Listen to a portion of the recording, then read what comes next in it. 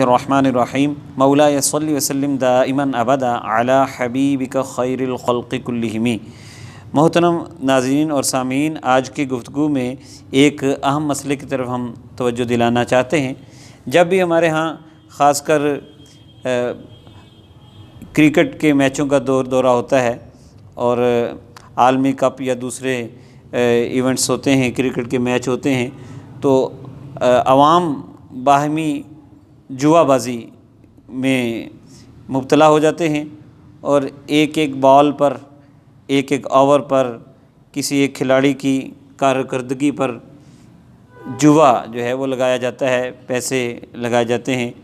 اور اس جوے میں یہ ہوتا ہے کہ جو ہارتا ہے اس کے پیسے چلے جاتے ہیں اور جو جیتتا ہے وہ دوسرے کے پیسے لے لیتا ہے۔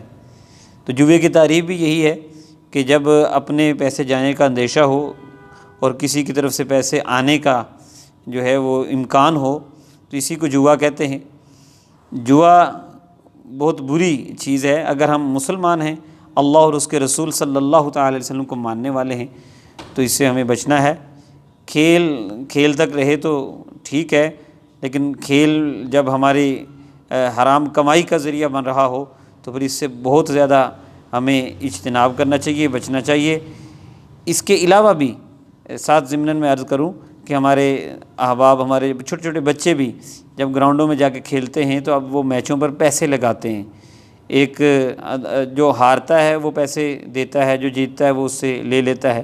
تو یہ ساری چیزیں کسی کی بھی قسم کی کھیل ہے، چاہے آپ گھر میں لوڈو کھیل رہے ہیں، کیرم کھیل رہے ہیں، کوئی بھی کھیل جس پہ آپ پیسے لگاتے ہیں کہ جو ہارے گا وہ پیسے دے گا، جو جیتے گا وہ پیسے لے گا، یا دفاتر میں ہمارے ہاں یا جسی طرح دوست بیٹھ کے آپس میں کسی بات پہ شرط لگا لیتے ہیں کہ یہ کام ایسے ہوگا تو پیسے دے گا، اگر ایسے ہوگا تو میں دوں گا۔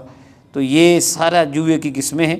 تو ہم آج عمومی طور پر جوئے کا ذکر کر رہے ہیں، تو دیکھیے اللہ تبارک و تعالیٰ نے اور نبی کریم صلی اللہ تعالی علیہ وسلم نے اس کام سے ہمیں منع فرمایا ہے۔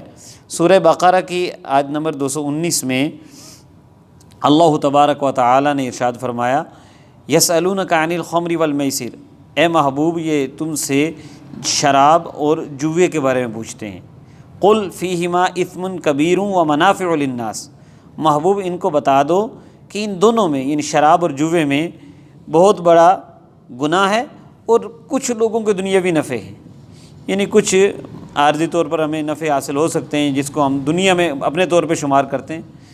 تو فرمایا کہ لیکن اصل کیا ہے، وَإِثْمُهُمَا أَكْبَرُ مِن نَفْعِهِمَا، لیکن جو ان کا گناہ ہے ان کے نفع سے کہیں بڑا ہے۔ تو اصل میں مومن کی نظر آخرت پر ہونی چاہیے۔ دنیاوی عارضی نفع لینے کے لیے وہ یہ نہ کہے کہ جی ٹھیک ہے مجھے نفع مل رہا ہے تو آخرت کی کوئی فکر نہیں، یہ دیکھے کہ آخرت میں اس کا گناہ تو نہیں ہو رہا۔ تو قرآن کریم نے بڑے حسین انداز میں، ترغیب کے انداز میں، تعلیم کی اور تربیت کے انداز میں فرمایا کہ نفع جو تمہیں ہو رہا ہے اس کو نہ دیکھو، یہ دیکھو کہ اس کا گناہ بہت بڑا ہے۔ اور اسی طرح اگر ہم سورۃ المائدہ کو دیکھیں تو اس کی آیت نمبر 90 اور 91 میں بڑے واضح انداز میں اس جوے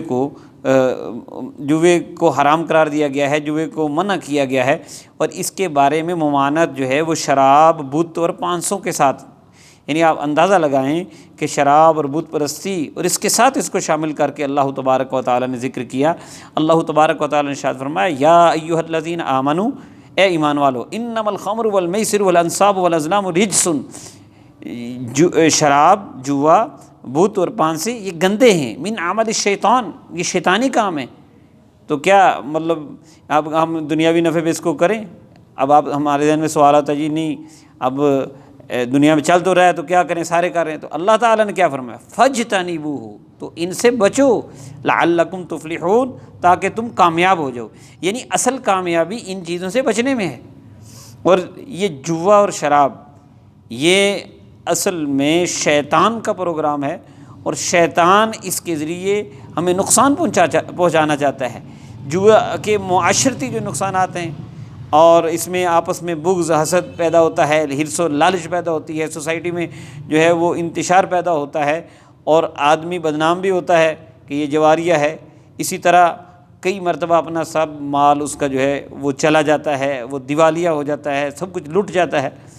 تو اللہ تعالیٰ نے اس کا اسی اگلی آیت نمبر 91 میں فرمایا انما یرید الشیطان ان یوقع بینکم العداوۃ والبغضاء فی الخمر والمیسر، شیطان کا پروگرام یہ ہے کہ وہ اس جوئے اور شراب کے ذریعے تمہارے درمیان دشمنی اور بغض ڈالنا چاہتا ہے۔ تو یہ اس کے معاشرتی نقصان ہے، جوئے اور شراب کے ذریعے وہ چاہتا ہے کہ معاشرے میں بغض اور دشمنی پھیلے، اور اللہ تبارک و تعالی اس کو پسند نہیں فرماتا۔ اور دوسرا جو شیطان کا بڑا پروگرام ہے وہ کیا ہے، وَيَصُدَّكُمْ عَنْ ذِكْرِ اللَّهِ وَعَنِ الصَّلَاةِ، جو دینی نقصان ہے، جو انسان کا اصل دنیا میں آنے کا مقصد ہے وہ عبادت ہے، تو وہ یہ نقصان کرنا چاہتا ہے کہ وہ انسان کو اللہ کے ذکر اور نماز سے روکنا چاہتا ہے۔ تو قرآن کریم نے کتنا واضح یہ فرمایا ہے کہ یہ جوا اور یہ شراب اور اس طرح کے کام یہ بہت برے ہیں، اس سے بچنا چاہیے۔ اور میرے اور آپ کے پیارے نبی حضرت محمد مصطفیٰ صلی اللہ تعالیٰ علیہ وسلم سے بھی کچھ روایات ہیں جن میں آپ نے واضح طور پر اس طرح کے کھیلوں سے منع کیا۔ ایک کھیل ہوتا تھا نرد شیر، جو کہ جوئے کی ہی قسم تھی۔ تو نبی کریم صلی اللہ تعالیٰ علیہ وسلم نے فرمایا، ابو داؤد شریف کی حدیث نمبر 4939 اور اسی طرح مسند امام احمد کی حدیث نمبر 7891 ہے، جس کی عبارت یہ ہے کہ من لعب بالنرد شیر فکأنما غمس یدہ فی لحم خنزیر و دمہ، کہ جس نے نرد شیر یعنی جوئے کی قسم کا ایک کھیل ہے وہ کھیلا تو گویا کہ اس نے اپنا ہاتھ خنزیر یعنی سور کے خون اور اس کے گوشت میں ڈالا۔ سور کے گوشت اور خون میں ہاتھ ڈالنا یہ ظاہر ہے کہ کوئی پسند نہیں کرے گا، کیونکہ وہ ناپاک ہے، وہ حرام ہے۔ تو اس طرح یہ کام بھی حرام ہے، تو اس میں پڑھنا یہ بری بات ہے۔ اور نبی کریم صلی اللہ تعالی وسلم کے ایک اور ارشاد مشکوٰۃ شریف کی حدیث 4505 ہے، جو کہ مسند امام احمد اور ابو داؤد شریف کے حوالے سے نقل کی گئی، کہ نبی کریم صلی اللہ تعالی علیہ وسلم نے فرمایا کہ من لعب بالنرد فقد عصى اللہ ورسولہ، جس نے نرد کھیلا یعنی وہی جوئے والا کھیل جو ہے وہ کھیلا تو تحقیق اس نے اللہ اور اس کے رسول صلی اللہ علیہ وسلم کی نافرمانی کی۔ تو اگر ہم مسلمان ہیں، اللہ اور اس کے رسول کو ماننے والے ہیں، تو ہمیں تو اللہ اور اس کے رسول صلی اللہ علیہ وسلم کی نافرمانی سے بچنا چاہیے۔ تو اس لیے نہ خود جوا کھیلیں، نہ کسی کو اس کی طرف بلائیں۔ ایک اور حدیث شریف بخاری شریف کی حدیث ہے 4860 نمبر، نبی کریم صلی اللہ علیہ وسلم نے اس میں فرمایا من قال لصاحبہ تعال اقامرک فلیتصدق، جو اپنے کسی بھائی کو دعوت دے نا کہ آؤ جوا کھیلیں، تو اسے چاہیے فقط اس دعوت دینے پہ اسے چاہیے اس کا کفارہ کیا ہے کہ وہ صدقہ دے اللہ کی راہ میں، کیونکہ یہ گناہ کا کام ہے۔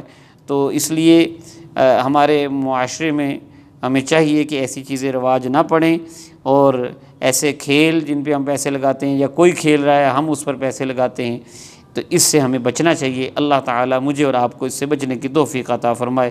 وما علیہ الا البلاغ۔